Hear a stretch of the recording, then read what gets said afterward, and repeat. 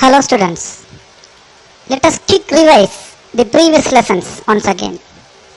The 19 volt DC battered voltage will produce when the adapter is present. This 19 volt is then given to 3.3 volt 5 volt regulator IC as the supply voltage.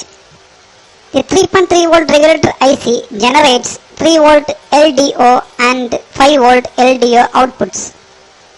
3 volt LDO then given to EC controller as a temporary power supply. Then the EC controller send the enabled signal S5 on to the 3 volt regulator IC to generate 5 volt always and 3 volt always voltages.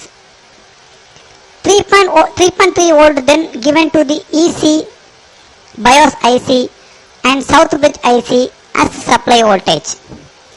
The 5 volt always given to all voltage regulator IC present on the motherboard.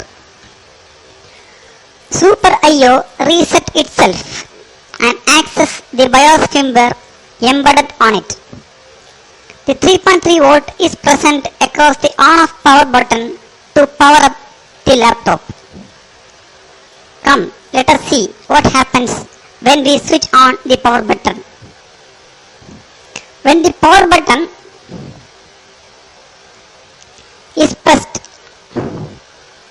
the 3.3 volt drops to the 0 volt and IO senses the power button has been pressed. The Super IO will send a signal to the south bridge IC to confirm that the power button is pressed. The Super IO also generates RSM reset signal 3.3 volt to south bridge to reset the south bridge voltage. This is the ICH power button 3 volt that the Super IO confirms to the ICH that the power switch is switched on. After getting power on signal and RSM reset from Super IO, the ICH IC resets and generates the two enabled signals, that is SLP S3 and SLP S4. These enabled signals then given to Super IO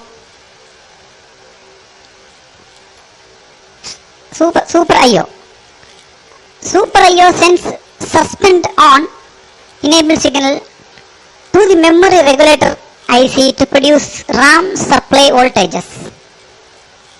Then this memory regulator IC will send the gate signal to this NPN N-channel MOSFETs and the regulated power output will be available on this point. Let us see the voltages of the different generations of RAM.